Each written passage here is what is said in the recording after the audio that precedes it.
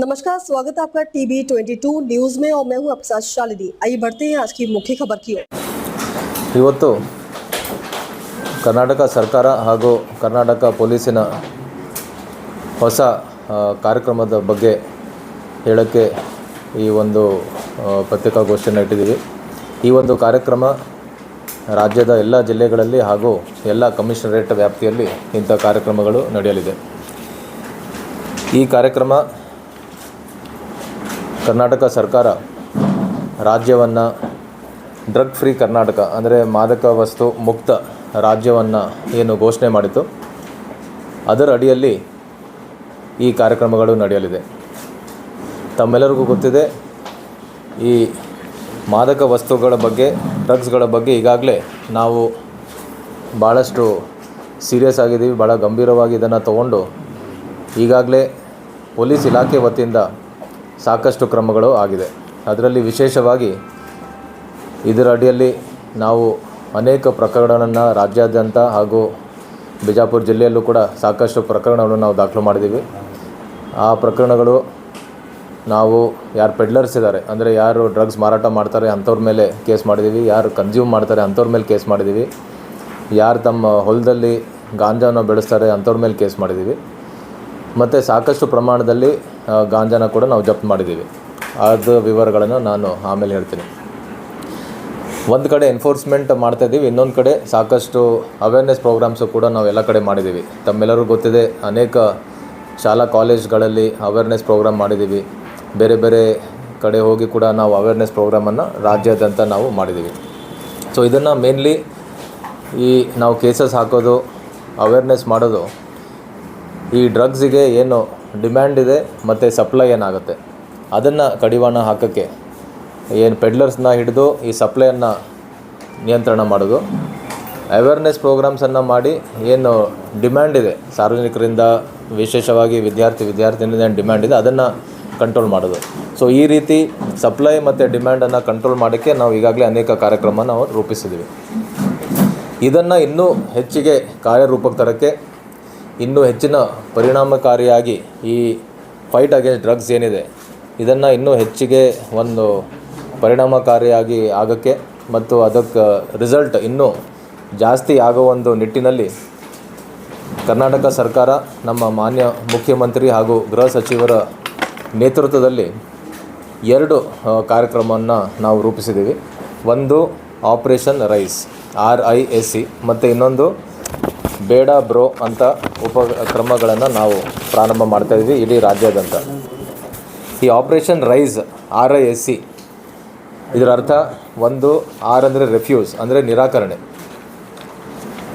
ನಾವು ಸಾರ್ವಜನಿಕರಲ್ಲಿ ಯಾರ್ಯಾರು ಕನ್ಸ್ಯೂಮರ್ಸ್ ಇದ್ದಾರೆ ಅವರಿಗೆ ಒಂದು ಅವೇರ್ನೆಸ್ ಮೂಡಿ ಈ ಡ್ರಗ್ಸನ್ನು ತೊಗೊಳಕ್ಕೇ ನಿರಾಕರಣೆ ಮಾಡಿದ್ರೆ ಸಾಕಷ್ಟು ಪರಿಣಾಮ ಈ ಏನು ಫೈಟ್ ಅಗೇನ್ ಡ್ರಗ್ಸ್ ಇದೆ ಅದಕ್ಕೆ ನಾವು ಮಾಡ್ಬೋದು. ಅದ್ರ ಜೊತೆಗೆ ಇನ್ಫಾರ್ಮ್ ಅಂದರೆ ಮಾಹಿತಿ ನೀಡೋದು, ಮೂರನೇದು ಸಪೋರ್ಟ್ ಹಾಗೂ ಈ ಎಂಪವರ್. ಸೊ ಹಾಗಾಗಿ ರೈಸ್ ಅಂತ ಈ ಕಾರ್ಯಕ್ರಮದ ಅಡಿಯಲ್ಲಿ ಈಗಾಗಲೇ ನಾನು ಹೇಳಿದೆ, ಈ ಹಿಂದೆ ಪೊಲೀಸ್ ಇಲಾಖೆ ವತಿಯಿಂದ ಸಾಕಷ್ಟು ಕ್ರಮಗಳು ಆಗಿದೆ.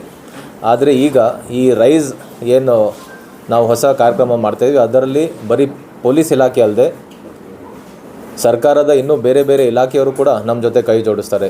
ಶಿಕ್ಷಣ ಇಲಾಖೆ ಇರ್ಬೋದು, ರೆವಿನ್ಯೂ ಇಲಾಖೆ ಇರ್ಬೋದು, ಮತ್ತು ಇನ್ನೂ ಇನ್ನಿತರ ಬೇರೆ ಬೇರೆ ಇಲಾಖೆಯವರು ಒಂದು ಸಹಕಾರದಿಂದ ನಾವು ಈ ಕ್ರಮಗಳನ್ನು ಕೈಗೊಳ್ತೀವಿ. ಅದಲ್ಲದೆ NGOs, ಪೋಷಕರು, ಸಾರ್ವಜನಿಕರು, ಈ ರೀತಿ ಎಲ್ಲ ಸ್ಟೇಕ್ ಹೋಲ್ಡರ್ಸ್ ಏನಿದ್ದಾರೆ ಎಲ್ಲರೂ ಕೂಡ ಕೈ ಜೋಡಿಸಿ ಈ ಫೈಟ್ ಅಗೇನ್ಸ್ಟ್ ಡ್ರಗ್ಸ್ ಏನಿದೆ ಅದನ್ನು ಪರಿಣಾಮಕಾರಿಯಾಗಿ ನಾವು ನಿಯಂತ್ರಣ ಮಾಡೋಕ್ಕೆ ಇವರೆಲ್ಲರೂ ಒಂದು ಸಹಯೋಗದಿಂದ ಪೊಲೀಸ್ ಇಲಾಖೆ, ಕಂದಾಯ, ಸಾರಿಗೆ, ಉನ್ನತ ಶಿಕ್ಷಣ, ವೈದ್ಯಕೀಯ ಶಿಕ್ಷಣ, ಆರೋಗ್ಯ ಮತ್ತು ಔಷಧ ನಿಯಂತ್ರಣ ಇಲಾಖೆ, ಸೊ ಈ ರೀತಿ ವಿವಿಧ ಇಲಾಖೆಯವ್ರದ್ದು ಒಂದು ಸಹಕಾರದಿಂದ ನಾವು ಈ ಆಪರೇಷನ್ ರೈಸನ್ನು ನಾವು ಕಾರ್ಯರೂಪಕ್ಕೆ ತರ್ತೀವಿ.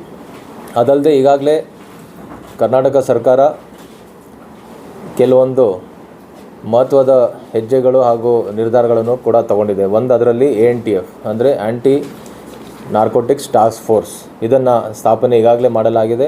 ಅದರ ಅಡಿಯಲ್ಲೂ ಕೂಡ ಸಾಕಷ್ಟು ಕೆಲಸಗಳು ಆಗ್ತಾಯಿದೆ. ಅದಲ್ಲದೆ ನಾವು ಒಂದು ಸಲ ಪ್ರಕರಣ ದಾಖಲಾದಮೇಲೆ ಅದು ನ್ಯಾಯಾಲಯದಲ್ಲಿ ಶೀಘ್ರದಲ್ಲಿ ನಾವು ವರದಿ ಕೊಟ್ಟು ಬೇಗ ಚಾರ್ಜ್ ಶೀಟ್ ಮಾಡಿ ಟ್ರಯಲು ಕೂಡ ಬೇಗ ಮುಗಿದು ಆರೋಪಿಗಳಿಗೆ ಶಿಕ್ಷೆ ಆಗುವಂಥ ಕ್ರಮಗಳನ್ನು ಕೂಡ ನಾವು ತೊಗೊಳ್ತಾ ಇದ್ದೀವಿ. ಅದರಲ್ಲಿ ಒಂದು ವಿಶೇಷವಾಗಿ ಅನೇಕ ಸಲ ನಾವು ಚಾರ್ಜ್ ಶೀಟ್ ಮಾಡೋಕ್ಕೆ ಕೆಲವೊಂದು ಟೆಕ್ನಿಕಲ್ ರಿಪೋರ್ಟ್ಸ್ ಆಗಿರ್ಬೋದು, FSL ರಿಪೋರ್ಟ್ಸ್ ಬರೋದು ತಡ ಆಗಿರುತ್ತಾರೆ. ಹಾಗಾಗಿ FSLಗೂ ಕೂಡ ಅದನ್ನು ಸ್ಟ್ರೆಂಥನ್ ಮಾಡಿ ಈ ಏನೇನು FSL ರಿಪೋರ್ಟ್ಸ್ ಇದೆ ಅದನ್ನು ಕೂಡ ಬೇಗ ಬಂದು ನಾವು ಚಾರ್ಜ್ ಶೀಟ್ ಬೇಗ ಮಾಡುವಂಥ ಕೂಡ ವ್ಯವಸ್ಥೆನೂ ಕೂಡ ಈ ಆಪರೇಷನ್ ರೈಸ್ ಅಡಿಯಲ್ಲಿ ಇಂಥ ಕ್ರಮಗಳನ್ನು ನಾವು ತೊಗೊಳ್ತಾ ಇದ್ದೀವಿ. ಅದಲ್ಲದೆ ಇನ್ನೊಂದು, ಈಗಾಗಲೇ ನಾನು ಹೇಳಿದೆ, ಅನೇಕ ಸಂದರ್ಭದಲ್ಲಿ ನಾವು ನೋಡಿದ್ದೀವಿ, ನಾವು ಎಷ್ಟು ಕೇಸಸ್ ಮಾಡಿದ್ದೀವಿ. ಅದರಲ್ಲಿ ಭಾಳಷ್ಟು ಜನ ವಿದ್ಯಾರ್ಥಿನಿಯರು ಈ ವ್ಯಸನಕ್ಕೆ ಅವ್ರು ಒಳಗಾಗ್ತಿದ್ದಾರೆ. ಅದಕ್ಕೆ ಅವರ ಯಾವುದೋ ಬೇರೆ ಪ್ರಭಾವದಿಂದ ಇರ್ಬೋದು, ಮಾನಸಿಕ ಒತ್ತಡ ಇರ್ಬೋದು, ಜಸ್ಟ್ ಮನೋರಂಜನೆ ಎಂಟರ್ಟೈನ್ಮೆಂಟ್ಗೋಸ್ಕರ ಇರ್ಬೋದು, ಅಥವಾ ಪಿಯರ್ ಪ್ರೆಷರ್, ಬೇರೆ ಬೇರೆ ಸ್ನೇಹಿತರದೊಂದು ಒತ್ತಡದಿಂದ ಇರ್ಬೋದು, ಅಥವಾ ಪ್ರಾಯೋಗಿಕಾತ್ಮಕವಾಗಿ ಅಂದರೆ ಜಸ್ಟ್ ಒಂದು ಸಲ ಟ್ರೈ ಮಾಡಿ ನೋಡೋಣ ಏನಾಗುತ್ತೆ ಅಂತ. ಸೊ ಇಂಥ ವಿವಿಧ ಕಾರಣದಿಂದ ನಮ್ಮ ಈ ವಿದ್ಯಾರ್ಥಿನಿಯರು ಈ ಡ್ರಗ್ಸ್ದಿನ ಒಂದು ಜಾಲಕ್ಕೆ ಅವರು ಒಳಗಾಗ್ತಿದ್ದಾರೆ. ಸೊ ಹಾಗಾಗಿ ಅವೇರ್ನೆಸ್ ನಾವು ಯುವಕರಲ್ಲಿ ನಾವು ಮೂಡಿಸ್ಬೇಕಾಗತ್ತೆ. ಅದು ನಾವು ಸಭೆ ಸಮಾರಂಭವನ್ನು ನಾವು ಮಾಡಿ ಹೇಳ್ತಾ ಇದ್ದೀವಿ. ಆದರೆ ಈಗ ಈ ಬೇಡ ಬ್ರೋ ಅಂತ ಏನು ಕಾರ್ಯಕ್ರಮ ಇದೆ ಅದರಲ್ಲಿ ನಾವು ಈ ಸೋಷಿಯಲ್ ಮೀಡಿಯಾ ಮೂಲಕ ಬೇರೆ ಬೇರೆ ವಿವಿಧ ಪೋಸ್ಟರ್ಸ್, ಶಾರ್ಟ್ ಫಿಲಮ್ಸ್, ಅದ್ರ ಮೂಲಕ ನಾವು ಅವರಿಗೆ ಅರ್ಥ ಆಗೋ ಹಾಗೆ, ಅವರಿಗೆ ಯುವ ಸ್ನೇಹಿ ಸಂದೇಶವನ್ನು ನೀಡಿ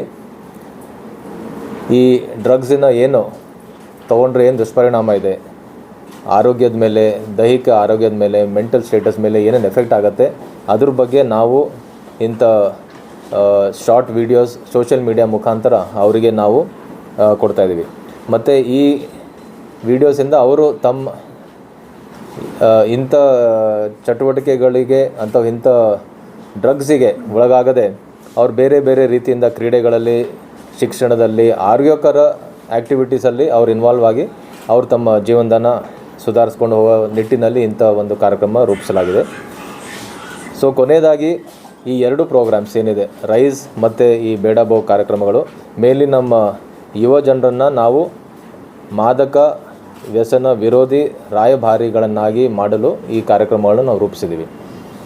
ಸೊ ಈವರೆಗೆ ಏನು ಪೊಲೀಸ್ ಇಲಾಖೆಯಿಂದ ಅನೇಕ ಕಾರ್ಯಗಳು ಆಗ್ತಾಯಿತ್ತು, ಈಗ ಬೇರೆ ಬೇರೆ ಇಲಾಖೆ, ಬೇರೆ ಬೇರೆ ಸಂಘ ಸಂಸ್ಥೆಯವ್ರ ಜೊತೆ ಸೇರಿ ಈ ಕಾರ್ಯಕ್ರಮಗಳನ್ನು ಮಾಡಿ ಇದ್ರದ್ದು ಈ ಡ್ರಗ್ಸಿನ ಮೂಲ ಏನಿದೆ, ಯಾಕಿದು ಇಷ್ಟೊಂದು ನಾವು ಕೇಸಸ್ ಹಾಕಿದ್ರು, ಯಾಕೆ ಇನ್ನೂ ಆಗ್ತಾಯಿದೆ, ಅದ್ರ ಬಗ್ಗೆ ಎಲ್ಲ ನಾವು ತಿಳ್ಕೊಂಡು ಅದ್ರ ಮೇಲೆ ಕ್ರಮ ಕೈಗೊಳ್ತೀವಿ.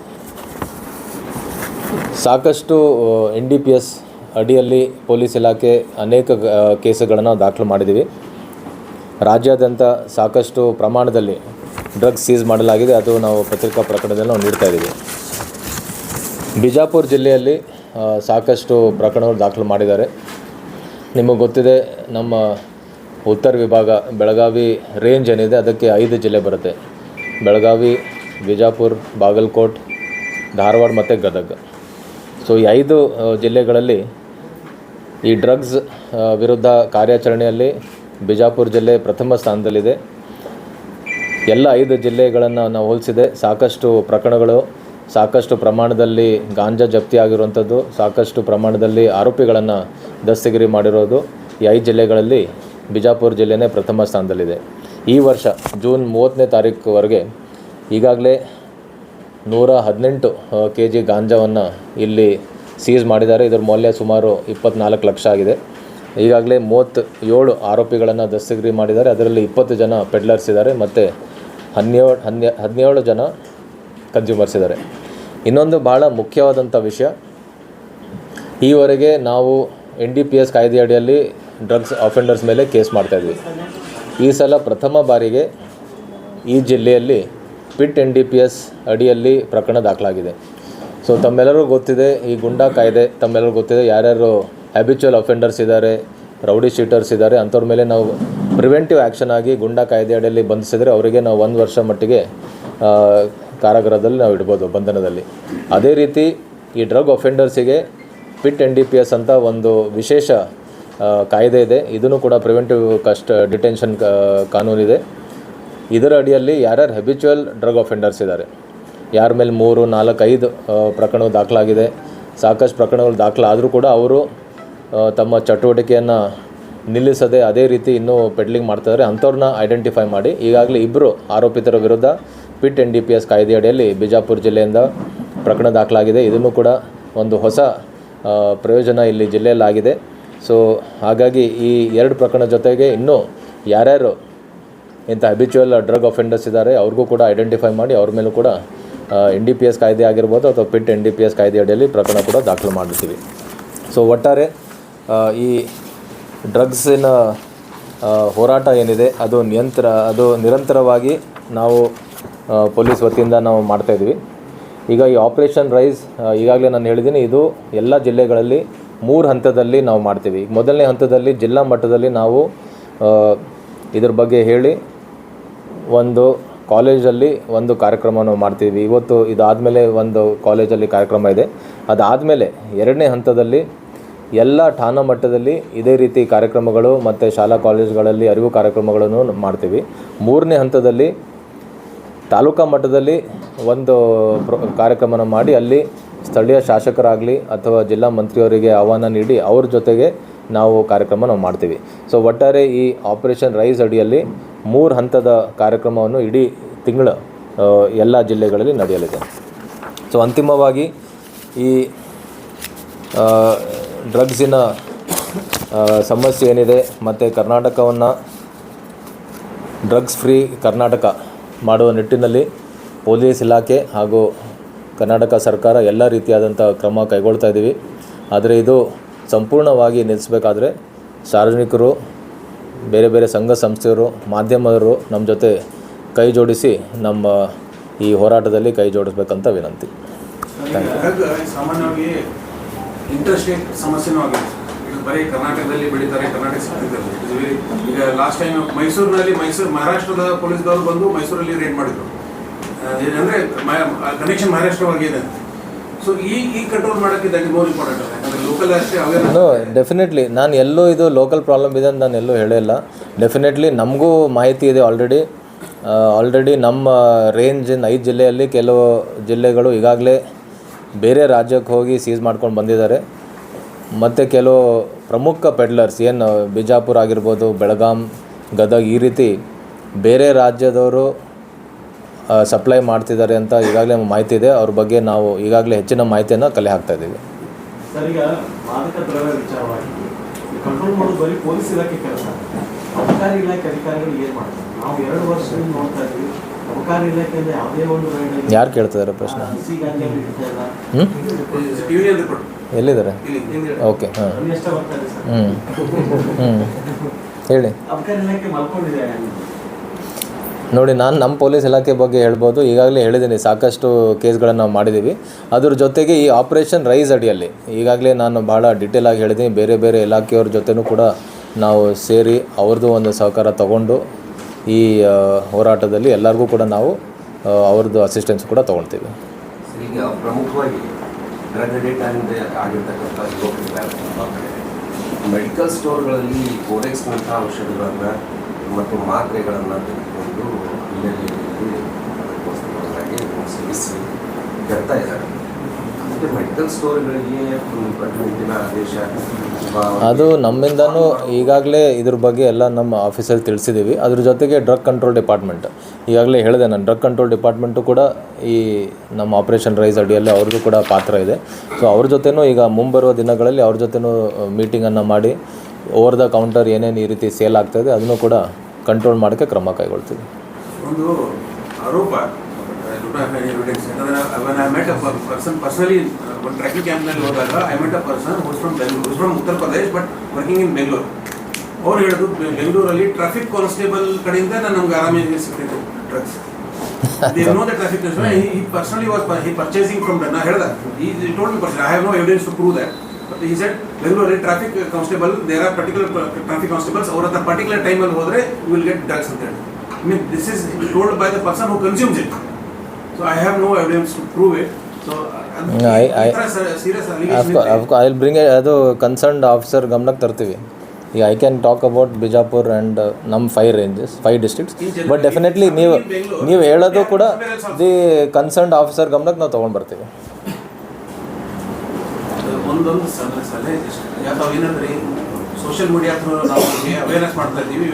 ವಿಡಿಯೋ ಕೆಲವರು ಇದು ಆಗಿ ಕ್ವಿಟ್ ಮಾಡಿರ್ತಾರೆ, ಅವರಿಂದ ಮಾಡಿದ್ರೆ ಅನುಕೂಲ ಆಗ್ತದೆ. ಅಂದ್ರೆ ನಾ ಯಾವ ಥರ ಇದ್ದೆ ಮೊದಲು, ಈಗ ನನಗೆ yes it is a good suggestion. Definitely ಯಾರು ಹಿಂಗೆ ಎಡಿಕ್ಟ್ ಆಗಿ ಡಿ ಅಡಿಕ್ಷನ್ ಸೆಂಟರಿಂದ ಹೊರಗೆ ಬಂದು ಈಗ ಚೆನ್ನಾಗಿದ್ದಾರೆ ಅವರಿಂದನೂ ನಾವು ಕೆಲವೊಂದು ಸಣ್ಣ ಟಾಕ್ಸ್ ಕೊಡ್ತೀವಿ ನಾವು. Yes definitely. ಜಿಲ್ಲೆಯಲ್ಲಿ ಶಾಲಾ ಕಾಲೇಜುಗಳು ಸುತ್ತಮುತ್ತ ಏನಾದರೂ ಕಂಡು ಬಂದಿದೆಯಾ ಎಸ್ ಪಿ ಅವ್ರ ಎನಿಥಿಂಗ್ ನೆಕ್ಸ್ಟ್? ಈಗ ಅದಕ್ಕೇ ಸ್ಕೂಲ್ ಆ್ಯಂಡ್ ಕಾಲೇಜಸ್. ಸೊ ಈಗಾಗಲೇ ಆಲ್ರೆಡಿ ಎವ್ರಿ ಇಯರ್ ನಾವು ಮಾಡ್ತಾನೆ ಇರ್ತೀವಿ. ಸ್ಕೂಲು ಕಾಲೇಜಸ್ಸು ಸುತ್ತಮುತ್ತಲು ಪೋಕ್ಟಾ ಕಾಯ್ದೆ ಆಗಿರ್ಬೋದು ಅಥವಾ ಸಿಗರೇಟು ತಂಬಾಕು ಅದನ್ನು ಮಾಡ್ತಾನೆ ಇರ್ತೀವಿ.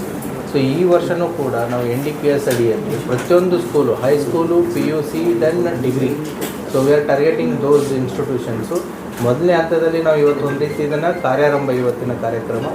ಎರಡನೇ ಹಂತದಲ್ಲಿ ಎಲ್ಲ ಠಾಣಾ ಮಟ್ಟದಲ್ಲಿ ಸೊ ಬೀಟ್ ಲೆವೆಲ್ದಲ್ಲಿ ಈ ಕಾರ್ಯಕ್ರಮ ಏನು ಇವತ್ತು ನಡೆಯುತ್ತೆ ಅದು ರೆಪ್ಲಿಕೇಟ್ ಆಗುತ್ತೆ.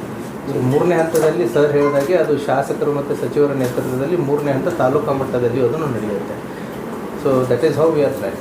ಇದುವರೆಗೆ ಯಾವುದು ಆ ರೀತಿ ಪತ್ತೆ ಆಗಿಲ್ಲ. ಸ್ಕೂಲು ಕಾಲೇಜಸ್ ಪಕ್ಕ ಆಗಿಲ್ಲ.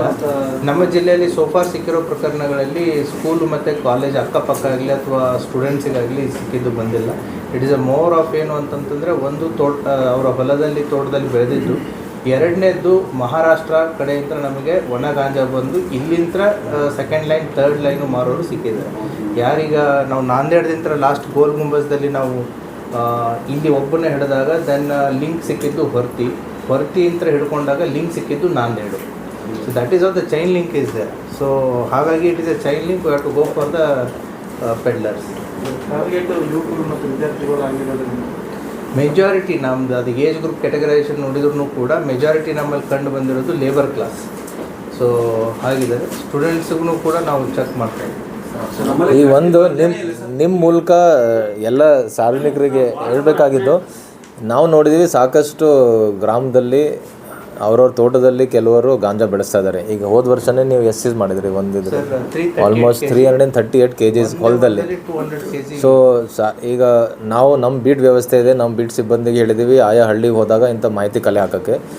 ನಿಮ್ಮ ಮೂಲಕ ನಾನು ಸಾರ್ವಜನಿಕರಲ್ಲೂ ಕೂಡ ಮನವಿ ಮಾಡ್ತೀನಿ, ಎಲ್ಲೆಲ್ಲಿ ಯಾರದೇ ಗ್ರಾಮದಲ್ಲಿ ಹಿಂಗೆ ಗಾಂಜಾ ಬೆಳೆಸ್ತಾ ಇದ್ದರೆ ದಯವಿಟ್ಟು ನಮ್ಮದು ಕಂಟ್ರೋಲ್ ರೂಮಿಗೆ ಫೋನ್ ಮಾಡಿ, SP ಅವ್ರಿಗೆ ಫೋನ್ ಮಾಡಿ, ಅಥವಾ ನಮ್ಮ KSP ಆ್ಯಪ್ ಇದೆ, KSP ಆ್ಯಪಲ್ಲಿ ಡ್ರಗ್ಸ್ ಮಾಹಿತಿ ಕೊಡೋಕ್ಕೇ ಒಂದು ಸೆಪ್ರೇಟ್ ಕಾಲಮ್ ಇದೆ.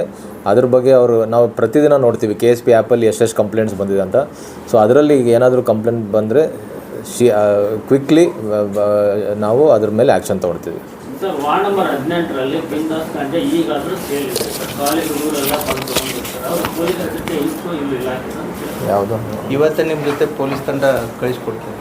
ಸರ್, ಈಗ ಇಲ್ಲಿ ನಗರದ ಸಿಕ್ಯಾಕ್ ಸಂಸ್ಥೆ ಅಂತ ಒಂದು ಶಿಕ್ಷಣ ಸಂಸ್ಥೆ, ಸಿಕ್ಯಾಕ್ ಶಿಕ್ಷಣ ಸಂಸ್ಥೆ ಅಂತ ಇದೆ. ಅಲ್ಲೇ ಕಾರ್ಯಕ್ರಮ ಇವತ್ತು ಮಾಡ್ತಾರೆ. ಹೌದು ಸರ್, ಅದ್ರ ಎದುರುಗಡೆನೇ ಒಂದು ಬಾರ್ ಇದೆ. ಕೇವಲ 50 ಫೀಟ್ ಲೈಸೆನ್ಸಿಂಗ್ ಅಥಾರಿಟಿ ಯಾರು ಬರ್ತಾರೆ ಇಲ್ಲ. ಸೊ ಅದ್ರ ಬಗ್ಗೆ ಬೇರೆ ಕಡೆ ಹೇಳ್ತೀವಿ ಅವ್ರಿಗೆ excise bring it to the concern department. ನಮ್ಮಲ್ಲಿ ಜಾಸ್ತಿ ಇರೋದು ಗಾಂಜಾ, ಎಕ್ಸ್ಟ್ರಸಿ, MBD ಅದು ನಮ್ಮಲ್ಲಿ ಈಗ ಸದ್ಯಕ್ಕೆ ಅಂತ ಯಾವುದೋ ಇಲ್ಲಿ ಈ ಜಿಲ್ಲೆಯಲ್ಲಿ ಸೀಸ್ ಆಗಿಲ್ಲ. It is maximum ganja. Okay, thank you. आपसे मुलाकात, तब तक नमस्कार और देखते रहिए TV22 न्यूज। ऐसे ही लेटेस्ट अपडेट पाने के लिए हमारे चैनल को सब्सक्राइब करें और तुरंत नोटिफिकेशन पाने के लिए बेल आइकन दबाना ना भूलें। यदि आप हमें फेसबुक या इंस्टा के माध्यम से देख रहे हैं तो हमारे पेज को फॉलो जरूर करें। धन्यवाद।